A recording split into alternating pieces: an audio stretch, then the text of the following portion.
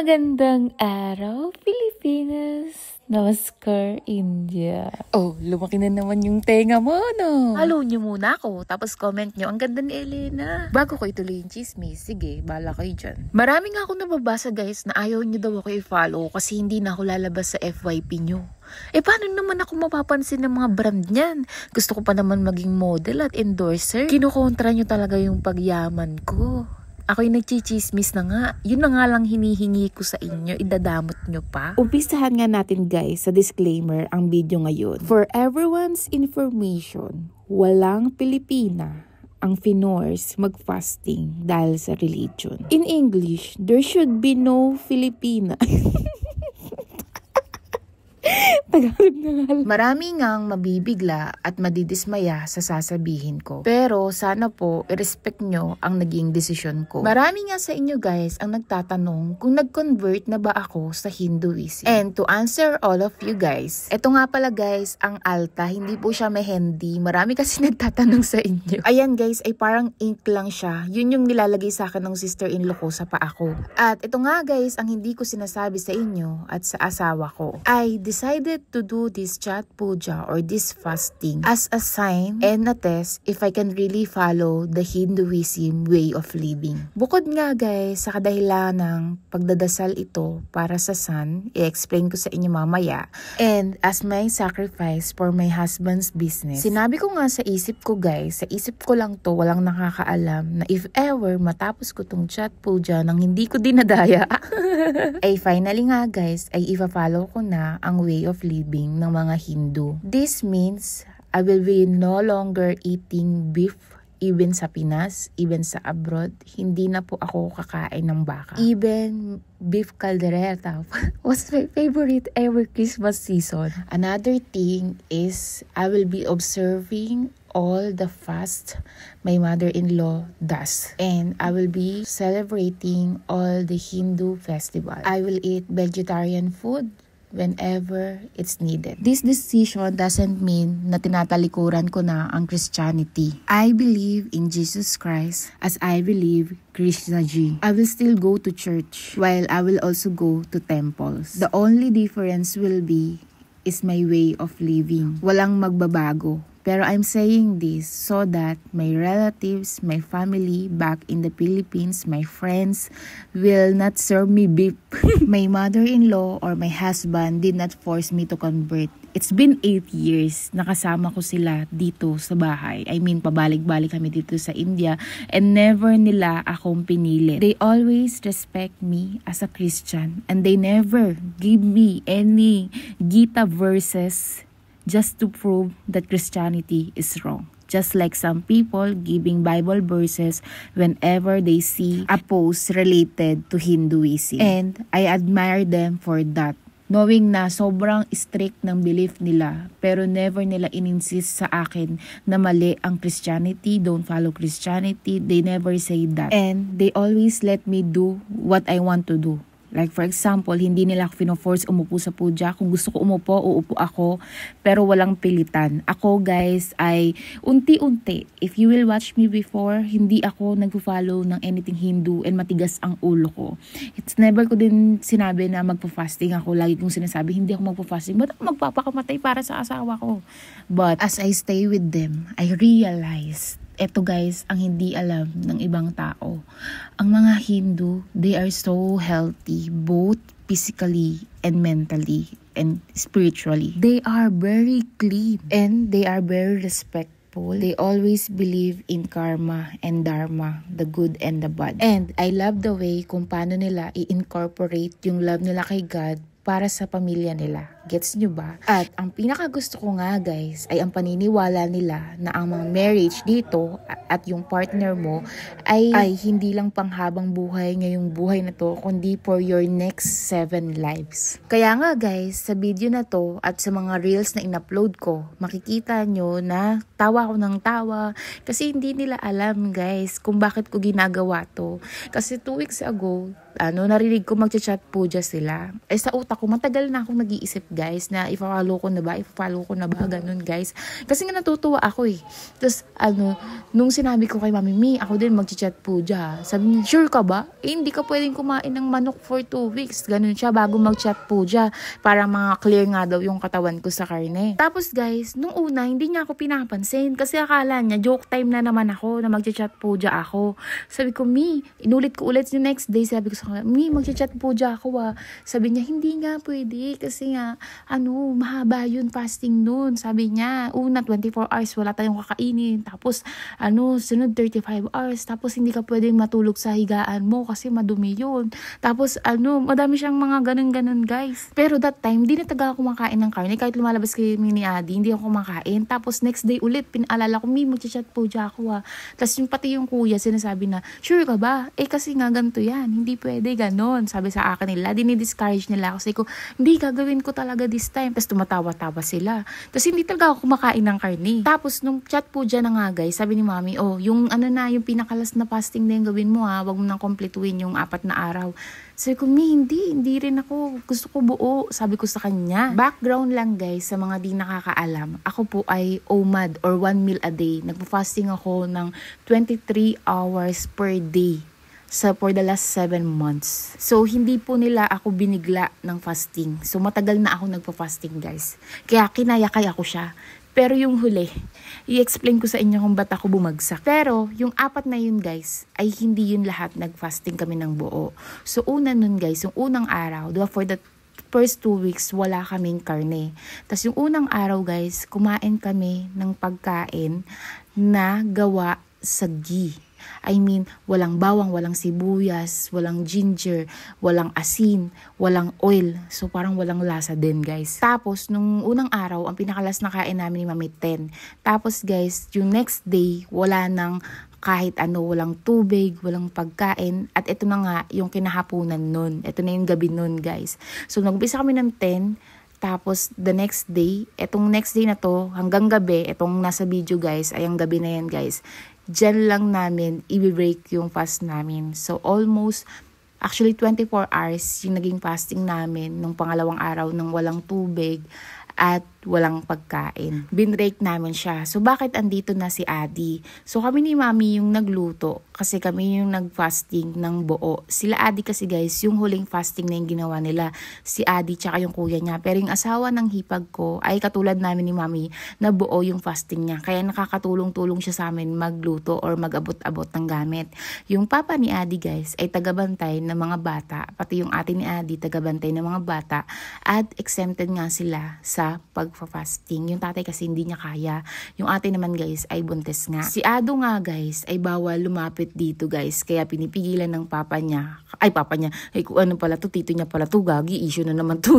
Kala ko si papa niya. So ayun guys, pinipigilan siya dito niya kasi nga bawal nga siya lumapit dito. Tas dito guys, ayun na hinanda na namin ni Mami yung kheer. Ito guys, yung kanin na may gatas. Tas merong yung bilog-bilog kanina. Ano yun guys, yung sugar na raw or jaggery tawag nila.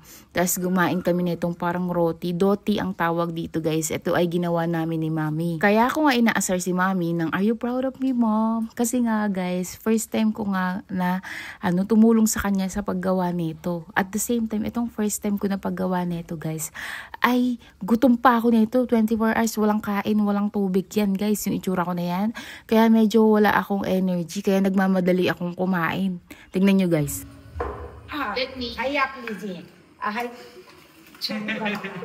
It's recorded. Tinatawanan nga nila ako guys. Kasi si Mami, ang dami niyang chichibureche. Yung gutom ka na, wait lang, ito muna. Kakain na, wait lang. Puro ganun siya, Bi. Kaya natatawa yung kuya ni Adi na nagbibideo. Si Adi guys ay bumaba para yung mga bata kasi umiiyak. Pero kaming 5 guys, yung ako, si Mami, yung asawa ng hipag ko, si Bay, tsaka si Adi.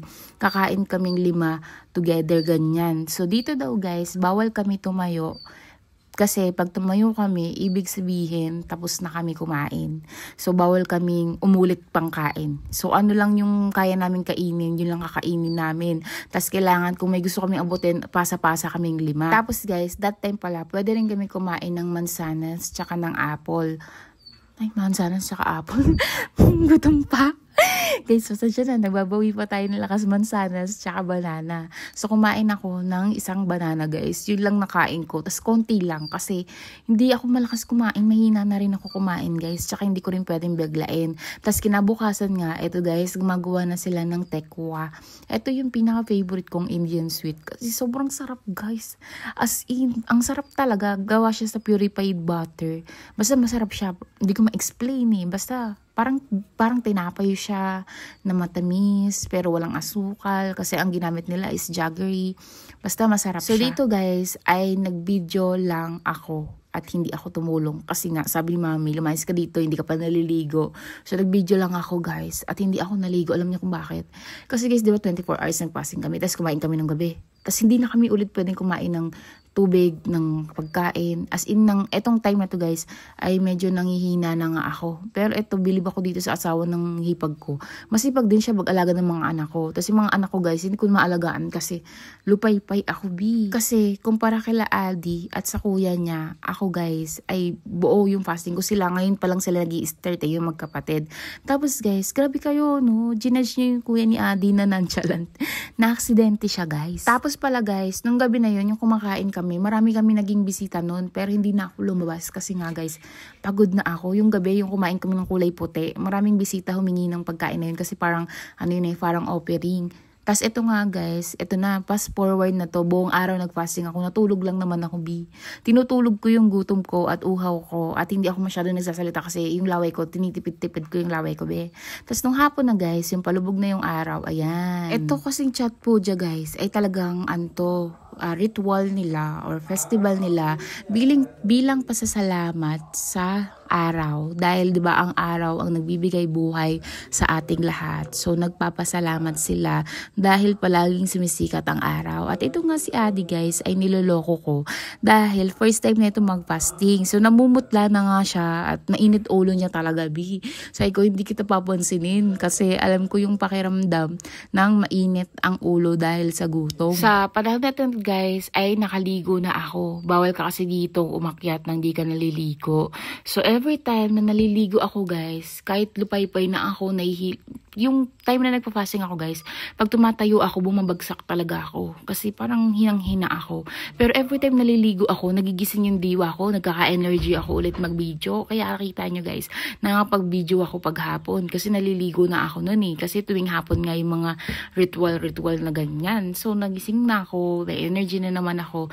Tapos ito na nga yung pinakamagandang part. Yung hihintayin namin na lumubog yung araw. Tapos magdadasal kami. Tapos ito nga guys, tulong ang pamilya, lalo na yung tatay ni Aditya, siya yung pinaka yung pagod na pagod, tsaka yung ate guys, pagod na pagod yan sila kasi hindi kami pwede masyadong magkikikilos kasi nga naka-fasting kami para mas tumagal pa kami. So kung kahapon binrake namin yung fasting namin gamit yung kulay puting kanin tapos yung tinapay na yun, ngayon guys ay wala kaming ibibreak kundi magdadasal lang kami. Dire-diretso to. So, natapos kaming kumain nung puti, nung gabi na yun, tas matatapos yung fasting namin, guys, ay kinabukasan nito. Ganun katagal. 35 hours ata inabot or more than that. Makikita nyo nga, guys, na mayroong swimming pool na baliktad dito. Sila kasi nag-aasikaso niyan guys. Tapos itong swimming pool na to guys ay binili to para lang specifically dito sa Chatpuja. Kasi nga ang mother-in-law ko guys ayaw niya na mag-swimming sa mga river or sa Ganges River. Kasi nga although it's holy, alam niya na madumi yun. At takot siyang mamamalaria. Ay, malaria ba yun? Cholera ba yun? Basta yun, yung sakit sa tubig guys, ayaw niya yun. So, kaya sabi niya, dito na lang kami sa sariling swimming pool. At marami nga nakapansin sa inyo na tumangkad yung kuya ni Adi because meron siyang tungtungan. Dahil guys, ang tuhod niya ay na-aksidente sila sa motor. Etong asawa ng hipag ko, tsaka siya na-aksidente sa motor. So, yung tuhod niya guys, lumabas yung buto. Nagasgas guys. Kaya iika-ikayan siya. Kaya guys, nung nahimatay ako, hindi siya nonchalant. Hindi lang talaga siya makagalaw dahil nga yung tuhod niya bawal malubog sa tubig. Gets nyo kasi na namamaga, tapos may infection, tapos matatagal yung healing. Nagpa-inject nga yan guys siya ng anti-tetanus para makasigurado lang. Tapos ito na nga guys, palubog na yung araw, nag-uumpisa na yung ating ritual. So yung atin ni Adi, yung sumusuporta sa amin, tulong-tulong nga kami dito guys. Tapos nilagyan na rin ako ng cinder sa ilong. Tapos itong time na to guys, ay ano na ako, parang napapansin nyo guys, diba, paputla ako ng paputla. Hanggang next day, mapapansin nyo yan, maputla na ako. Yung parang bumabangon na lang ako. Para matapos yung ritual. Tapos ayan nga guys, pinagbuhat. Mabigat yan, Bi ha. Mabigat yan. Akala nyo ba hindi mabigat yan? Mabigat yan. Kasi mga gulay yan. Tsaka mga prutas, Bi. Tapos ayan, may bigas pa yan. So ayan nga guys, ay iikot kami ng 5 beses. Tapos pagka 5 beses, tapos na siya guys. Tapos nito guys, ay magpapaputok na. Pero etong time na to, kayang-kaya ko pa talaga to guys. Hindi pa ako bumibigay niyan. Pero paano na yan? Pa 24 hours na akong naka-fasting yan ng walang tubig, walang kain, guys. Nung nakaraan may break, 'di ba? Ito guys, as in walang break to. Matutulog kami ng gutom, Bi.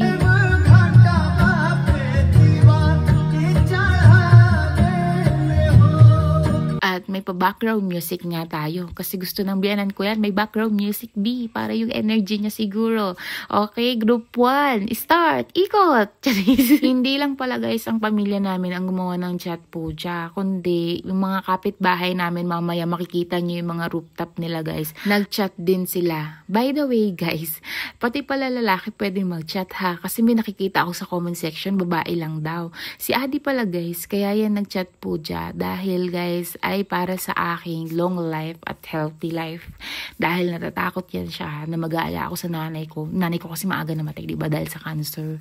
So si Adi, sobrang value niyan yung health ko, guys. Kaya yung pagpa-fasting ko, support din yan. Hindi lang para sumeksi ako, B. Kasi alam namin, marami nang research nagsasabi na nakakamatay ng cancer cell ang fasting. At dahil nga guys, nabasa yung sari ko, kinakain ng pet ko. Itong sister-in-law ko, ganyan siya, B. Ganyan yung sister-in-law ko. Napansin niyo, lumapit siya agad. Lagi siyang nakabantay sa akin, B. Lagi niya, dati, iniisip ko, ano yung negative yun. Yung parang ma-issue siya, gano'n. Lagi niya ako binabantayan. Pero ngayon, napapansin ko, parang concern lang naman siya na matitignan yung pet ko, ganun, big. Ganun siya. Ganyan siya talaga dati pa. Yung straight to the point, pag may gusto siya, sabihin niya agad. O, diba? Saksi kayo ngayon. So, ayan nga, nagulat ako. Biglang tumalon yung anak ko dito, big. Kung may nag-enjoy talaga sa swimming pool na baliktad, ay si Ado yun. Kasi, ang tagal niya nang inantay yan. Kasi pinipigilan siyang magtalon-talon dyan. Kasi bawal niya madumihan. Pero dahil nag-swimming siya, guys, ay, pinalitan niyang tubig. Kasi, guys, hindi lang yan yung festival. Hindi pa to, guys, yung part na nahimatay ako. Pero pares yung suot ko, guys. Kasi yung suot ko dyan, pinatuyo lang namin nung gabi. Kasi yung nahimatay ako guys, yun na yung 4:00 ng madaling araw. Guys, pares lang yung suot ko, wag kayong malito. Ito yung gabi na nag-TikTok ako. So may lakas pa ako kasi kakaligo ko lang dun eh. Diba? Pinagtatawanan nyo ako. Tapos ayan nga yung mga kapitbahay namin. Tapos ayan yung mga pailaw-ilaw namin, pa-design-design. Tapos nagpaputok nga din kami.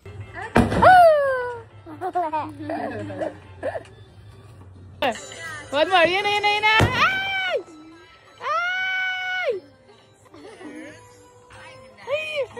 Ay! Yan nga guys, si Afi, miss ako niyan. Kasi maghapon nga ako tulog. Nakahiga lang ako. Tapos siya, pinagbapasa-pasahan siya ng pamilya namin guys. O nakita niya, may benda yung paa ng bayaw ko. Tapos ayan na, inaalis na nila yung tubig niyan guys. Kasi nga nag-swimming si Ado. So papalitan namin yan para sa kinabukasan na ritual. Bawal kasi yung madumi na. Gets nyo, si Ato kasi baka umihi dyan. So, hindi po pwede yan. Sa mga panahon na to, guys, ay hindi ko nararamdaman yung gutom at uhaw. Okay pa ako. Goods na goods ako dyan sa part na yan, guys. Pero, kinabukasan, kailangan namin gumising ng 4:00 ng madaling araw. Ayun yung sister-in-law ko pala, guys. Siya ang abala sa kusina namin. Siya yung nagluluto. Ayan, ito guys, yung kinabukasan na. Ayan na yung sari ko. Sinuot ko lang ulit. Hindi na ako nag-makeup niyan, guys. Maputla na ako niyan. Napapansin nyo, maputla na ako niyan. sinuot ko lang yan. Kasi yan yung susuotin ko ulit para sa pag sunrise, pag sikat ng araw. So alas 4 yan ng madaling araw, B. Pinaligo ako, B.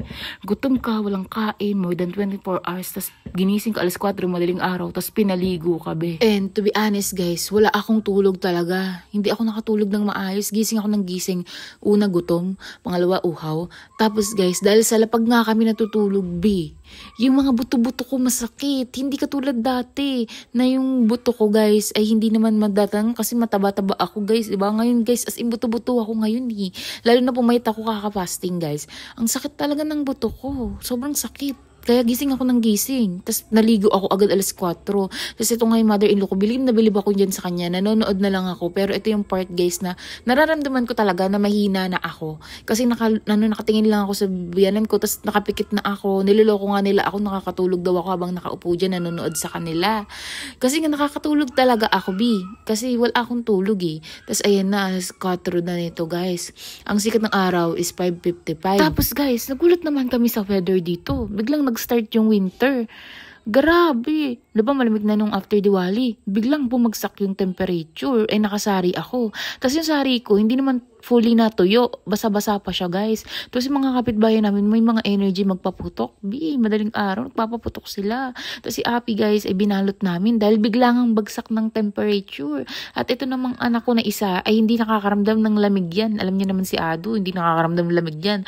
Dito yan nag-winter, diba? Nung kakapanganak niya pa lang. Tapos may mga palantern din yung mga kapitbahay namin. Ganun ba? Pabonggahan ba sila? Tapos ito na nga guys, magi-start na. Tapos akala ko naman guys, katulad kahapon na mag-start kami agad na pagtungtong ko sa pool, start na, maglalagay sister-in-law ko ng cinder sa ilong ko, tapos, iikot na kami. Hindi pala ganun, B. Diba kanina napapansin nyo, maputla na ako nun, tapos nakakapikit na ako. Tapos dito guys, ay ayan, yung biyanan ko, B, sobrang concern yan sa akin. Tignan nyo, alagang-alaga ako niyan. Kaya lang tinawanan niya lang talaga ako nun. Pero makikita niyo mamaya na concerned talaga siya guys. Nanatawa lang siguro siya kasi alam niyo hindi yan sanay sa drama-drama ko sa buhay. Alam niyo lagi ako nang titrip babi. Pero guys, pagtungtong ko dito B, napakalamig ng tubig. Sobrang lamig ng tubig. Ang lamig ng panahon, nangangatog talaga ako. Tapos guys, nararamdaman na nila guys na ako. Etong mga part na to, nararamdaman na nila na mahina ako. Kasi naririnig ko si Mami. Sinasabi niya na talaga kay Adi, bantayan mo. Kasi nangangatog na siya. Nakikita nila nangangatog ako guys. As in, nginig-nginig, hindi lang nakikita sa camera. Pero guys, alam niyo ba kung ilang minuto kami tumayo dito? Mga 20 minutes kaming nakaganyan. 20 minutes. Kaya sinasabi ni Mami, bantayan ako kasi babagsak na ako. Kasi hindi ko na kinakaya guys. Nangangatog na ako. Last minute, bago ako bumagsak, parang naiiyak na ako. Kasi sabi ko, tama ba itong pinaggagawa ko sa buhay ko? Eh sabi ko naman, iniisip ko, ayan may concern din yung asawa ko, B. Kasi sinasabi ko sa kanya, B, nilalamig na ako. Kasi iba yung nararamdaman ko guys. Nararamdaman ko na talaga na pabagsak-bagsak ako. Ito ang sister-in-law ko, sabi niya nakakatawa pa to si Eleno. Tawa-tawa pa siya. Nangaasar pa siya, boy. Ugali niyan Kaya ang tagal namin dito guys, sabi, sisikat ang araw ng 5:55 AM. Pero guys, ang araw ayaw magpakita. Kasi nga, sobrang mafag at nagumpisa nga yung winter. Ang kapal ng ulap, ang kapal ng pagbi. Kaya ayan guys, nakapikit lang ako dyan guys. Ay hindi ko na namalayan talaga. Wala na girl. Ang atin nyo, B, bumigay na. Bumigay na siya. Sa tagal ba naman namin nakatayo, walang tulog, walang tubig, walang kanin. Ayan, umaatras na ako, nararamdaman na ni Adi. Kasi nga si Mami, bulong ng bulong. Yung video ko na to guys, umabot ng 30 minutes to. Kasi nga, si Mami bulong ng bulong, babagsak yan. Tignan mo, babagsak yan. Kasi marami na nga daw times na yung mga unang beses ganito guys, ay bumabagsak talaga. Tapos guys, kala ko malulunod ako, B. Pagbagsak ko, nagising ako guys. Pagbagsak ko, nagising ako kasi lumubog ako dun sa tubig eh. Ang lamig. Tapos inaanuhan pa nila ako ng tubig sa mukha. So nagising talaga ako sa lamig.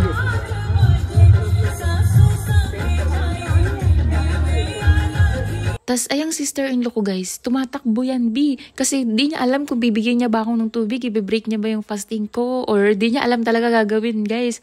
Tas si Mami, tinatanong ako ni Mami, kaya mo ba? O sige, sabi ko, oo, kaya ko, Mi. Konti na lang kasi guys, konti na lang sisikat na yung araw. O si Adi din pala. Si Adi din pala tumatawa. Ang inang asawa to.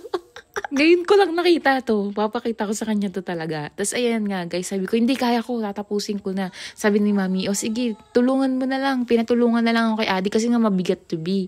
So pinatulungan na lang ako kay Adi kasi wala na talaga akong energy ng part na to.